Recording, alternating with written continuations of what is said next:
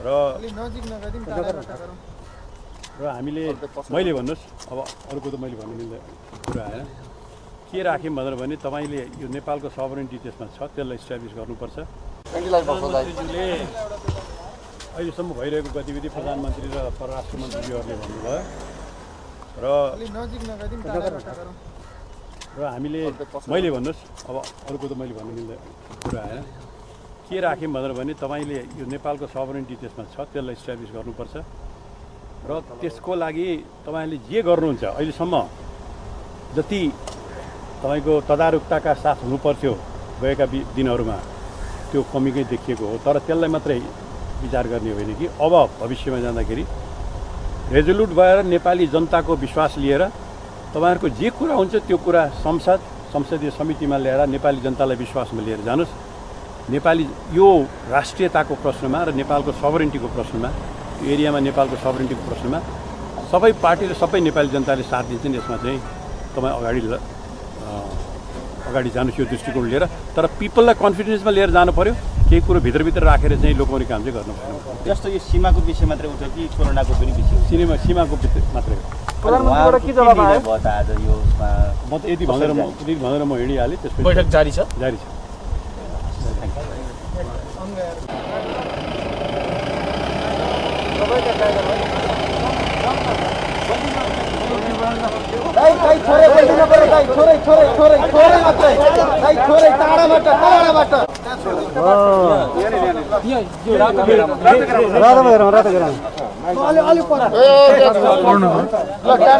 यो सीमाको विषयमा आज छलफल भयो भनिएको छ। के छलफल भयो प्रधानमन्त्रीज्यूसँग?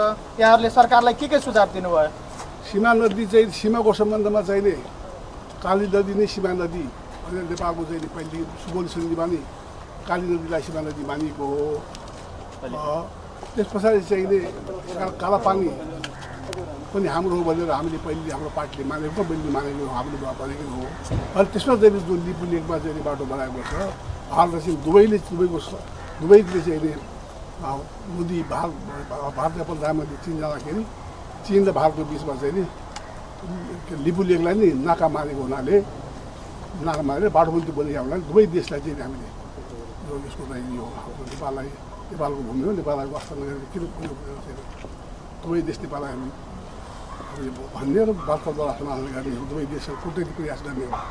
र साथसाथै एमसिसीवाला कुरा जो हो त्यो पास गर्नुपर्छ भने मैले त्यहाँ कुरा उठ्या हुनाले पूर्ववर्ती सरकारले गरेका निर्णयहरू नमानियो भने भोलि कसैको निर्णय मानिँदैन। त्यस कारण पूर्ववर्ती सरकारले लिएको निर्णय एमसिसी नेपालको हितमा छ। अमेरिकाको सबैभन्दा बढी आर्थिक सहायता प्राप्त भएको यो योजना हो, त्यो पनि पास गर्नुपर्छ। भारतीय सीमा पनि अलिकति अब टाइट गर्नुपर्छ। कोरोना भाइरस र लकडाउनको सीमावर्ती जिल्लाहरूबाट नेपालीहरू अड्केका छन्, त्यो विषयमा चाहिँ अब मेरो त्यहाँ कुरा उठे भोलि भएन। हेर्नुहोस् त्यहाँ मेरो भनाइ के छ भने नेपालीहरू अल्पत्र परेका विदेशमा अल्पत्र परेका नेपालीहरू नेपाल आउन चाहन्छन् भने उहाँहरूलाई चाहिँ सुरक्षित ठाउँमा राखेर नेपालमा आफ्नो नेपालमा ल्याएर भने पनि सुरक्षित ठाउँमा राखेर चाहिँ नि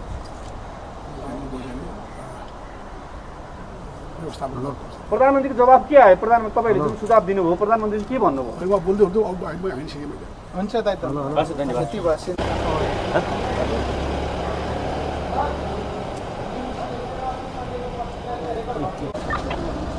फोन चाहिँ नराख्नु यति अडियोको लागि।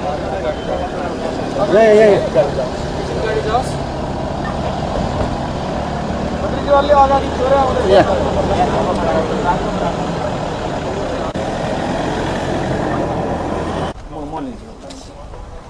मन्त्रीज्यू आज चाहिँ के छलफल भयो?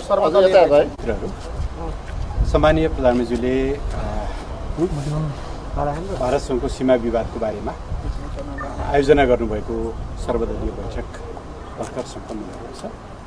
बैठकमा संसदमा प्रतिनिधित्व गर्ने सबै राजनीतिक दलका नेताज्यूहरू, पूर्व प्रधानमन्त्रीज्यूहरू, संविधान सभाका अध्यक्षज्यू लगायत वरिष्ठ मन्त्रीज्यूहरूको उपस्थिति थियो। बैठकमा उपस्थित सबै राजनीतिक दलका प्रतिनिधिहरू, सबै नेताजीहरूले एक स्वरमा अहिले जे विवाद भइरहेको छ, जुन क्षेत्रमा विवाद भइरहेको छ, त्यो नेपालको भूभाग हो भन्ने कुरामा दृढ अभिमत प्रकट गर्नुभएको छ र यस सम्बन्धमा सरकारले लिएका अडानहरूलाई, सरकारले चालेको कदमलाई समर्थन गर्नुभएको छ र आफ्नो भूभाग फिर्ता गर्ने सरकारका हरेक प्रयासहरूमा आफ्नो साथ रहने उहाँले विश्वास र वचन दिनुभएको छ। सबै प्रतिनिधिहरूले प्रभावकारी कूटनीतिक कदम चाल्न र त्यसका लागि सबै जनताहरूलाई पनि साथमा लिन आग्रह गर्नुभएको छ। जनताको एकता र साथबाट नै यो समस्याको समाधान गर्न सकिने हुनाले सरकारको ध्यान त्यस विषयमा पनि पुगोस् भन्ने सुझाव छ। उहाँहरूको सुझावलाई आत्मसात गर्दै सम्माननीय प्रधानमन्त्रीले राष्ट्रिय हितका प्रश्नमा प्राप्त भएको यो एकतालाई हार्दिक धन्यवाद दिनुभएको छ र यो एकता निरन्तर कायम रहने कुरामा पनि विश्वास व्यक्त गर्नुभएको छ। सम्माननीय प्रधानमन्त्रीले पुर्खाहरूले लडेर बनाएको र पुर्खाहरूले लडेर बचाएको नेपाललाई अहिले हामीले अडेर बचाउनुपर्छ।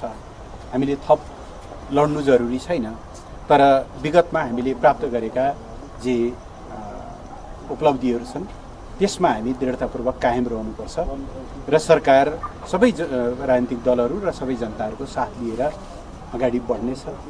हामी भारतसँग असल मित्रता चाहन्छौँ, तर त्यसका लागि नेपालको आफ्नो भूभागको रक्षा, नेपालको आफ्नो राष्ट्रिय हितको रक्षा चाहिँ सर्वोपरि हुन्छ भन्ने कुरालाई उहाँले विशेष जोड दिनुभएको छ। यसका लागि कूटनीतिक माध्यम, कूटनीतिक वार्ता नै एकमात्र चाहिँ प्रभावकारी माध्यम भएको हुनाले सरकार चाहिँ अविलम्ब त्यो वार्ता होस् भन्ने पक्षमा छ भन्ने कुरा सम्माननीय प्रधानमन्त्रीले बताउनु भएको छ।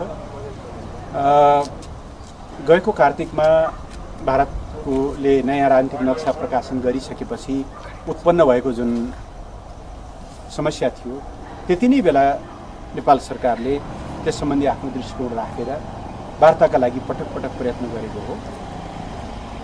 वार्ताका लागि भारत सरकारले कोरोनालाई एउटा किसिमले विषय कारण जस्तो बनायो। वार्ताका लागि चाहिँ कोरोना कारण हुने, तर भारत स्वयंले पनि स्वीकार गरेको त्यो क्षेत्र चाहिँ नटुङ्गिएको विषय हो र भोलि दुवै देशका परराष्ट्र सचिवको संयन्त्रबाट टुङ्ग्याउने हो भनेर आफैले पनि नसुल्झिएको विषय भनेर भनेको ठाउँमा चाहिँ बाटो उद्घाटन गर्न चाहिँ कोरोनाले नरोक्ने यो चाहिँ दृष्टिकोण राम्रो भएन। त्यस कारणले यसप्रति नेपाली जनता, नेपाल सरकार दुःखी पनि छन् र हामीले त्यसलाई गम्भीर असहमति पनि जाहेर गरेका छौँ र हामी यो समस्याको कूटनीतिक ढङ्गबाट र नेपालको राष्ट्रिय हितमा दृढतापूर्वक कायम रहने गरी समाधान गर्न चाहन्छौँ। प्रधानमन्त्रीले यसरी भन्नुभएको छ। असहमति मात्रै जनाउने कि थप अरू केही गर्ने भन्ने खालको केही योजना बनाइरहेको थियो होइन, अनि तपाईँहरू पनि बोलिरहनु भएको थियो उसले आफ्नो काम गरिराख्ने भने त यो त बोल्ने मात्रै भयो त यो त है। यसैमा मेरो एउटा प्रश्न पनि छ मन्त्रीजी, जस्तो यो जुन वार्ताबाट नै, प्रभावकारी वार्ताबाट नै हाम्रो असल छिमेकी भारतसँग भनौँ न अहिलेसम्म आइरहेको कुरालाई चाहिँ टुङ्ग्याउने भनिएको छ। सचिव स्तरको वार्ता नै अगाडि बढेन र परराष्ट्र मन्त्री स्तरमा पनि वार्ता नभएको स्थिति छ। यसलाई प्रधानमन्त्री तहबाटै उच्च तहको कूटनीतिक पहल गर्ने भनेर अहिलेसम्म कुरिरहेको स्थिति छ। अब हामी उसले चाहिँ अहिले पछिल्लो समय कोरोनालाई नै कारण बनाइरहेको एउटा स्थितिमा अब हाम्रो फर्दर स्ट्राटेजी अथवा नेपाल सरकारको आगामी कदम के हुन्छ यदि भारत वार्तामा बस्न चाहेन भने? एउटा मेरो पहिलो प्रश्न यो छ। यसैमा जोडेर एउटा प्रश्न, जस्तो त्यो हाम्रो कालापानी क्षेत्रको कुठी, नाभी र गुन्जी क्षेत्रमा उसले हाम्रो प्रशासन छैन अहिले, त्यहाँ हामीले सडक पनि निर्माण गरेका छैनौँ र उसैको चाहिँ त्यहाँ चाहिँ सैनिक दस्ता छ, उसैले नै त्यहाँको नागरिक, नेपाली नागरिकहरूलाई आफ्नो भारतीय नागरिकता दिएको यो स्थितिमा त्यहाँ हामी पुग्न पनि हामीलाई असहजता भइरहेको स्थितिमा अब सरकारले आफ्नो चाहिँ कार्यदिशा कसरी अगाडि बढाउँछ? त्यहाँ चाहिँ जस्तो चामल पनि त्यहाँ 2 रुपियाँ भारतले दिएको स्थिति छ, हाम्रो सीमामा चाहिँ विकास नहुँदा त्यहाँका नागरिकहरू पनि त्यतातिर अलिकति विकासतिर बढी लोभिने त स्वाभाविक छ। यसलाई पनि त सरकारले गम्भीरतापूर्वक साथ हेर्नुपर्ने होला नि, के छ?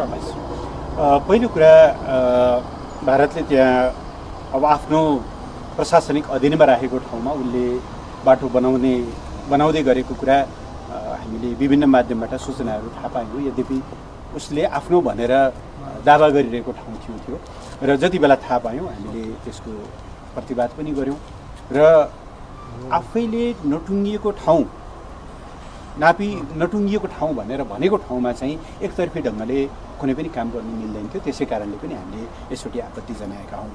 दोस्रो, जहाँसम्म कुन लेभलमा वार्ता हुन्छ भन्ने कुरा छ, दुवै पक्ष जुन लेभलमा सहमत हुन्छन् हामी त्यसका लागि तयार छौँ। मैले हिजो संसदमा पनि भनेको छु, हामी चाहे प्रधानमन्त्री लेभलमा होस्, परराष्ट्र मन्त्री लेभलमा होस्, परराष्ट्र सचिव लेभलमा होस्, औपचारिक अनौपचारिक सबै रूपबाट वार्तामा बस्न चाहन्छौँ, छिटोभन्दा छिटो। यो समस्यालाई धेरै पर सार्नु हुँदैन, त्यसले चाहिँ दुई देशको बिचको सम्बन्धमा चाहिँ अनावश्यक समस्याहरू सृजना गर्छ। तेस्रो, त्यहाँ भौगोलिक उपस्थिति, त्यहाँ प्रशासनिक उपस्थिति जनाउनका लागि सरकारले कदम सुरु थालिसकेको छ। आज मात्रै हामीले त्यहाँ सशस्त्र प्रहरी बलको आउटपोस्ट BOP स्थापना गरेका छौँ। नेपालको भूभाग भएरै नेपालको सबै भूभागमा पुग्ने गरी चाहिँ हामीले त्यहाँ बाटो निर्माणको काम पनि सुरु गरेका छौँ।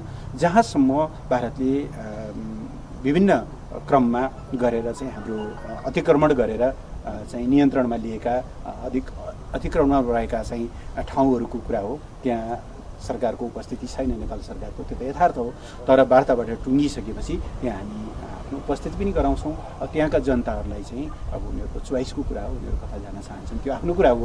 तर भूभाग नेपालको हो भन्ने कुरामा कुनै दुविधा पनि छैन, किनभने सगोली सन्धिले त्यसको धारा 5ले नेपालको पश्चिम सीमा महाकाली नदी भनेको छ।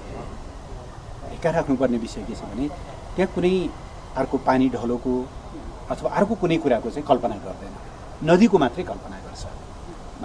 नेपालको पश्चिमी सिमाना काली नदी हो भनेर भन्छ। त्यस कारणले हाम्रा आफ्ना स्पष्ट तथ्यहरू छन्, प्रमाण छन्, त्यसका आधारमा हामी समाधान गर्छौँ।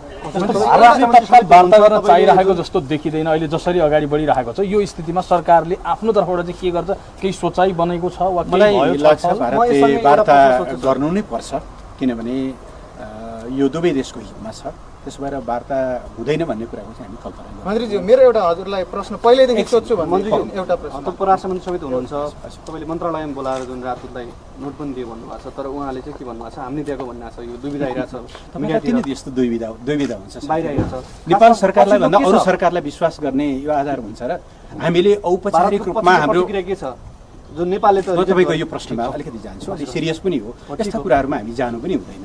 सरकारले आधिकारिक ढङ्गले हामीले डिप्लोमेटिक नोट बुझायौँ भनेर भनिसकेका छौँ भने अरूले के भन्यो भनेर तपाईँहरू त्यसको पछाडि त्यसरी जानु हुँदैन। त्यसले हाम्रो राष्ट्रिय भाव जसरी प्रकट हुनुपर्ने हो नि भन्ने कसले के भन्छन् त्यसका पछाडि नलाग्नुहोस्। सरकारले बोलाएर आफ्नो कुटनीतिक नोट र आफ्नो प्रोटेस्ट व्यक्त गरेको छ।